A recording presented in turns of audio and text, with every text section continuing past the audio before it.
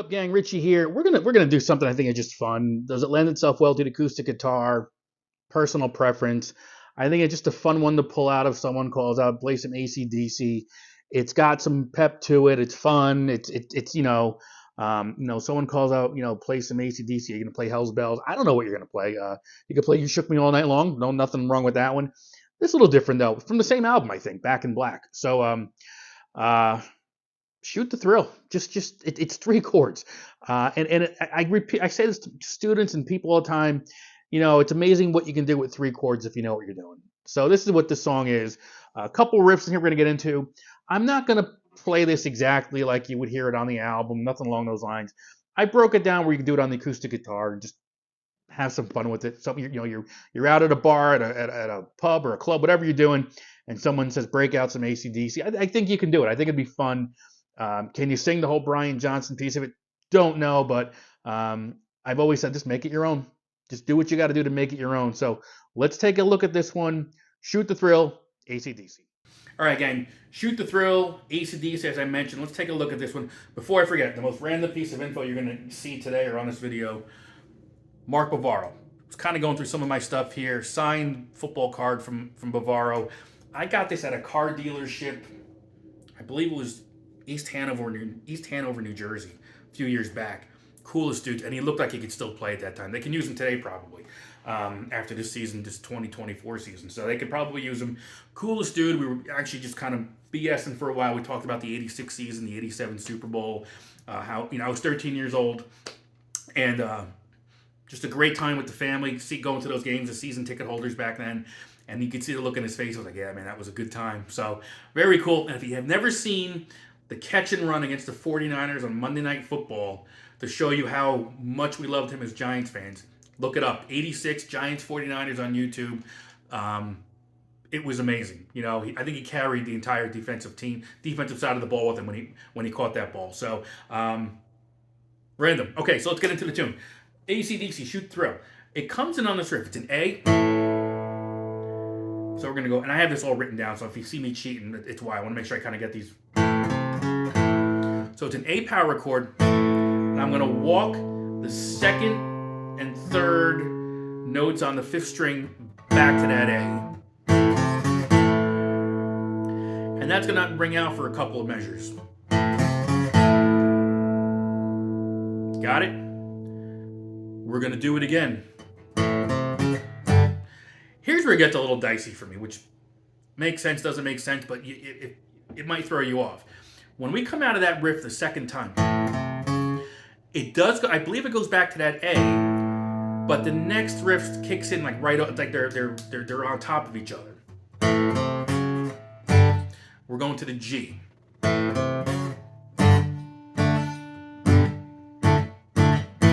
All right, so it's a G, D, G, D, A. So it's a G for a measure, D for a measure, G for a measure, if you want to call it that, and then D for half, A for half.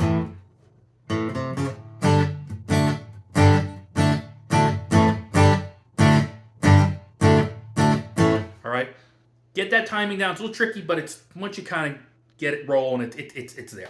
All right, because that G, that'll be your verse, okay? So, and think of the dynamics. I mentioned a lot this, try that again. I mentioned this a lot when I talk about acoustic guitar and dynamics. You don't want to flatline or be even the whole way. Come in, so change those dynamics up a little bit so you can hear some differences. So that riff in the beginning is a little more...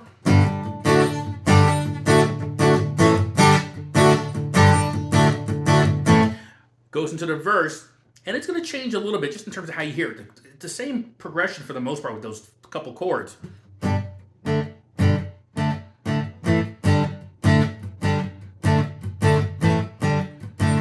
Right? All right. That's your verse. So that once you have that down, that's your verse. Throughout the song, you're going to see that the verse is something. I think the second verse is a little bit shorter than the first verse. And then I think the first chorus is a little bit shorter than the second chorus. I'm giving you the pieces here. You can make this your own. You don't have to do exactly as it is. Run with it. This is your baby. You do what you want to do with this one, okay? The pre-chorus is going to be a C. Gonna take it down. So it's C, G, C, C. I think if you really would play on the electric guitar, you're playing power chords. But we got the acoustic guitar. Let's do some open chords.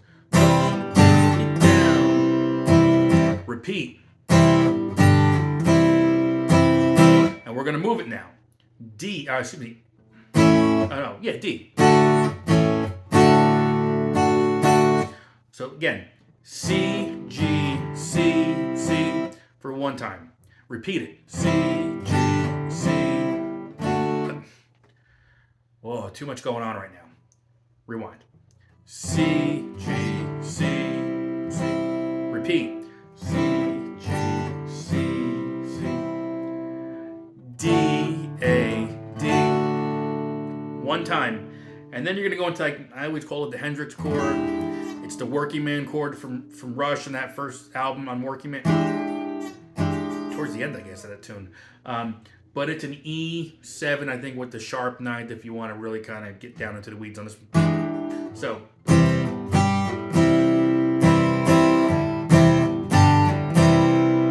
Change.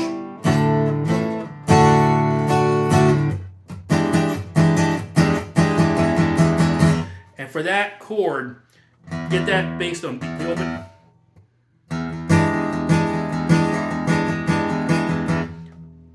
I don't know the exact timing on that one. Again, if you're doing it on the acoustic guitar, you do it any way you want, but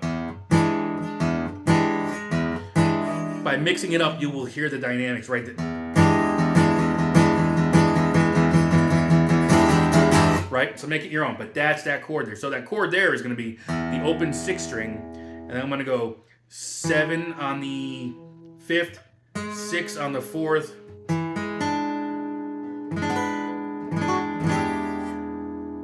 I know how to play it. I just have never really said anything out loud about it.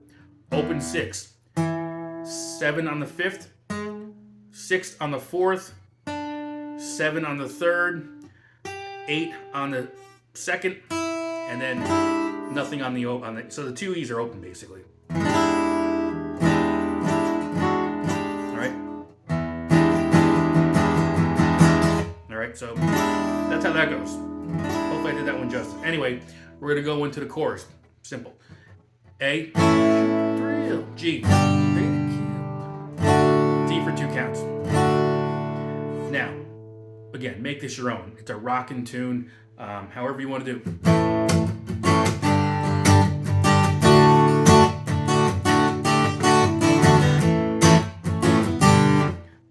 Make it your own, as I mentioned. A, G, D, D.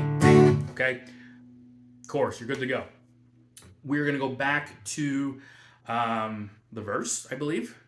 And then we're going to come back to the chorus. And I feel like there's some changes in there. But again, we're doing this. You've got the pieces here. Just listen to the song, okay? All right. And we're going to go into, I guess, the bridge. It's not the solo. I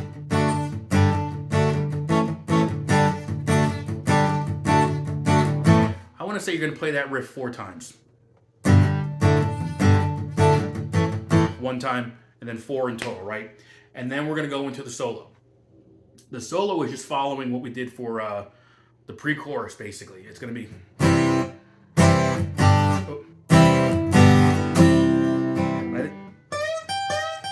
That was even the right notes, but that part. Back to the D. A.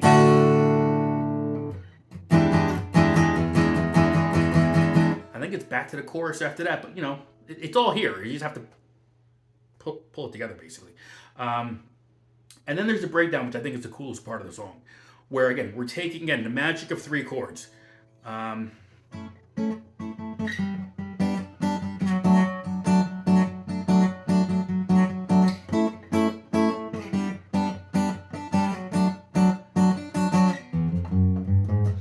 Now, many ways, not many, but several ways you can do this.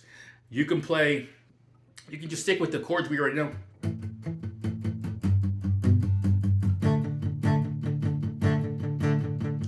A, G, D, D. do that.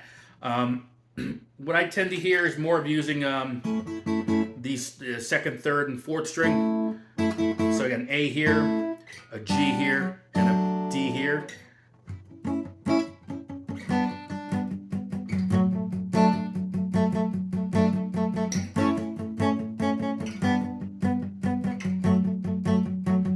All right, so I can play it that way, which is if we're on strings 4, 3, and 2, okay, it'll be frets 7, 6, 5, and then I go to 5, 4, 3, and then I'm going 4, 2, 3.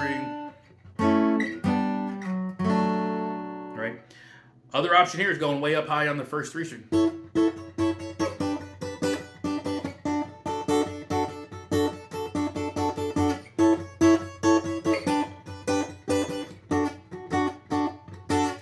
Your call on that one. You can mix it up, whatever you want to do. You got 2 guitar players, figure out who wants to play what. And then you got the riff. It's 5 notes. It's open, all in the 6th string. Open, 1, 2, 3, 4. But there is a pause between the 2nd and the 3rd fret, which gives it some life. So instead of... So we put, and it's played only twice, believe it or not. I mean, I thought it was played over and over for the song. When I went back and listened to it, it's only played on the 2nd and 4th time when we're doing this riff. 1.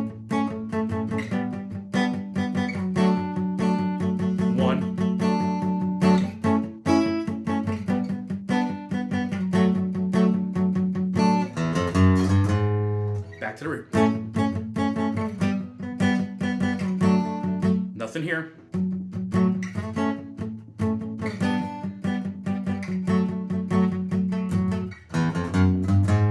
And then I think that's the only time you hear it for that song, which is really amazing because it's so prominent at times.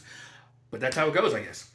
And what we're doing here is we're just continuing what we've already done. You can end it any way you want at this point. I believe at the end of the song, it's a back and... I believe between the G and the D, it goes back and forth between those 2 chords with Johnson's soul ring vocals at that point. And it ends on the A, I think.